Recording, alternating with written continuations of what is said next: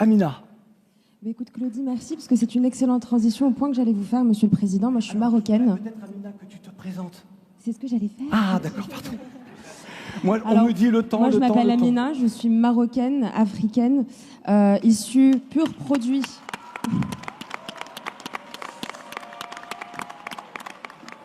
Pur produit de l'enseignement français à l'étranger, donc de ces France qui perdurent en Afrique, de ces France dont on est très fiers, mais de ces citoyennetés bancales, un peu à moitié. Je n'ai pas encore le droit de vote en France, je l'aurai peut-être un jour, je le souhaite, mais de ces citoyennetés, de ces mobilités qui vous font un peu réfléchir.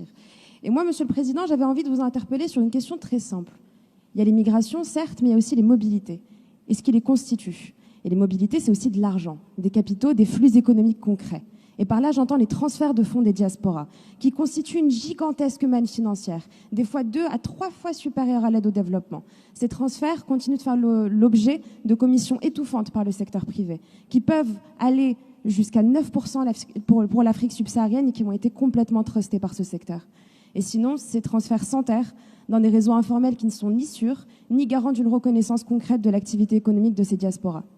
Alors, Monsieur le Président, ici, il ne s'agit pas de gérer la monnaie des autres, loin de là, mais de permettre aux diasporas africaines de participer au nouveau modèle économique et d'émergence de leur pays. Si vous dites vouloir mettre les diasporas au cœur de cette nouvelle relation, pourquoi ne sont-elles pas considérées comme des citoyens économiques à part entière, ayant elles aussi un vrai guichet public, des maisons des diasporas pour les accompagner? Plus encore, comment expliquez-vous qu'aujourd'hui, le débat public en France sur la question migratoire soit truffé de contresens, de fausses vérités basées sur des faux chiffres, d'approximations, de jugements de valeur, là on pourrait y répondre par la donnée? Pas simplement celle du solde migratoire. Monsieur le Président, nous souhaitons voir émerger un réseau parapublic ancré dans tous les territoires français, destiné à l'accueil, l'accompagnement, la rencontre avec les locaux et consacrant la citoyenneté économique des diasporas. Proposez-leur un véhicule de transfert de fonds opéré par l'État et en lien avec les réseaux locaux. Faites que ces guichets publics soient un vrai relais d'une nouvelle politique publique de co-développement. Faisons que l'État puisse enfin aider les aidants, comme il le fait si bien sur sa protection sociale. Que ça soit une option viable, qui soit non plus laissée pour compte face aux acteurs privés ou à l'urgence imminente de se digitaliser pour se faire une place. Et grâce à ce réseau et dans une logique d'open data, on pourrait enfin collecter des données concrètes sur cette activité économique des diasporas, sur ce qu'elles apportent, ce qu'elles renvoient, sur cette mondialisation qu'elles construisent et qu'elles le font dans un monde qui est encore aujourd'hui bien trop alternatif. Et surtout, on pourrait donner au débat public français, qui en a grandement besoin, des cartes en main pour se parler sereinement. Alors si pour s'écrire des lettres, Monsieur le Président, on a encore la poste, pour s'envoyer des fonds, comment on fait?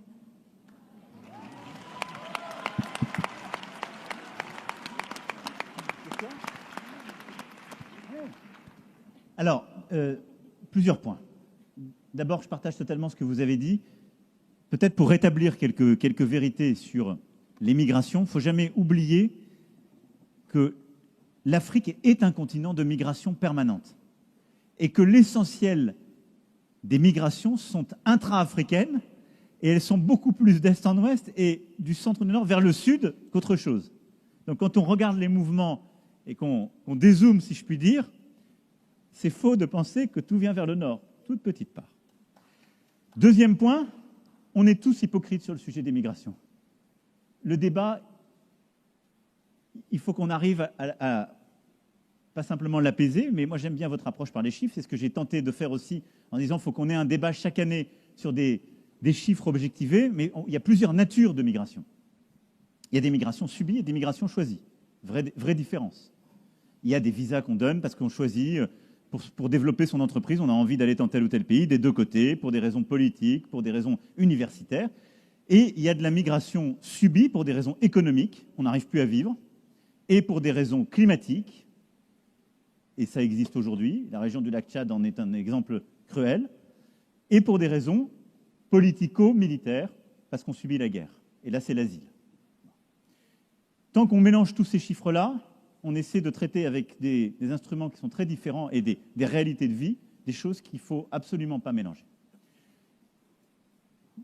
Votre question, j'essaie de remettre chaque chose à sa place, mais j'insiste sur ce point, l'Afrique est un continent de migration et ça le restera. Alors, une fois qu'on a dit ça, comment on essaie de répondre au point que vous évoquez, c'est de dire les diasporas sont un facteur de développement de l'Afrique. Et ça, vous avez raison, ce qui a été d'ailleurs la double peine en quelque sorte, pour le continent africain pendant la crise Covid, c'est que toutes les diasporas en Europe et ailleurs, qui sont des éléments clés du soutien à l'activité familiale et économique de leur pays, ont été totalement bloquées par le Covid. Et donc, même quand on a continué les financements publics, le financement privé s'est complètement effondré. Et ça a encore appauvri des pays qui avaient les conséquences économiques et sociales du Covid-19 en Afrique. Il ne faut jamais l'oublier, parce que c'est ce qui s'est passé en 2020 et ce qui s'est passé en 2021. Donc la première chose, c'est qu'on doit reconnaître ces chiffres. On doit, nous, avoir une approche beaucoup plus transparente sur les migrations de travail, en partenariat avec les pays, et on doit construire le cadre de cette relation de financement privé. Aujourd'hui, on ne l'a pas fait. Je veux saluer le travail que fait Sira Silla, parce qu'elle a beaucoup fait en tant que parlementaire sur ce point avec Bercy. Elle s'est aussi beaucoup parfois heurtée à nos propres conservatismes. On n'est pas allé au bout de notre boulot, nous. Je vous le dis franchement.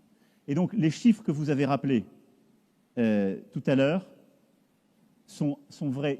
Ça dépend des réseaux. Mais aujourd'hui, il y a encore des transferts qui sont beaucoup trop coûteux, qui ne sont pas assez sécurisés et qui pénalisent de la solidarité familiale. Or, c'est plutôt notre intérêt en termes justement d'investissement solidaire de lui donner un cadre. Et donc ça, c'est quelque chose qu'on veut faire en lien avec l'AFD, dont on changera le nom, et en lien avec notre système bancaire pour véritablement accompagner ces transferts qui sont du vrai co-développement. Ça, c'est une vraie stratégie. On l'a identifié, on a commencé à y bosser. Vous avez des parlementaires vraiment qui ont commencé à y suer sang et eau. Et Achille en parle avec ses co-auteurs dans le rapport, et je pense qu'il faut la progresser. Vous avez évoqué, et avant vous d'autres l'ont fait, cette maison, justement, des mondes africains et des diasporas. Je pense que c'est une très belle idée. Et je pense que c'est... L'idée est d'avoir un épicentre. Je pense que l'épicentre doit être à Paris, doit être au cœur vraiment des institutions de la représentation. Je pense qu'on doit y intégrer un aspect scientifique, culturel, éducatif, mais aussi économique, et y agréger beaucoup d'initiatives. Il faut que ça travaille très étroitement, évidemment, avec ce qu'on fait par ailleurs, l'AFD et le reste, mais il faut qu'il puisse y avoir des quartiers généraux aussi sur des territoires ailleurs dans l'Hexagone et outre-mer, d'ailleurs, parce qu'on a aussi une France d'outre-mer que je ne voudrais pas qu'on oublie. Quand on parle... Je trouve que Claudie n'en parlait pas beaucoup. Ouais. C'est mon tacle retour. Non, mais je pense que c'est très important parce que c'est aussi une chance. Et je pense que c'est une manière aussi, on en parlait tout à l'heure pour nos grands auteurs et nos grands écrivains et écrivaines françaises, mais je pense que c'est une immense chance pour continuer cette conversion. Et donc cette maison des Afriques et des diasporas, là aussi c'est un projet que je veux qu'on mette en place, donc on va le mettre en place. On va confier son pilotage à une personnalité indépendante, qui pourrait être Achille Mbembe. Et l'idée, c'est vraiment qu'elle consolide ces initiatives, mais qu'elle puisse aussi animer tous nos territoires hexagonaux ultramarins en lien, justement, avec tous ces imaginaires. Et que ce travail que vous avez fait, l'engagement que vous avez pris, le travail d'Africa 2020 et de la saison qu'on a mis en place, se poursuive aussi à travers je dirais, ce lieu ou cette concentration de lieux.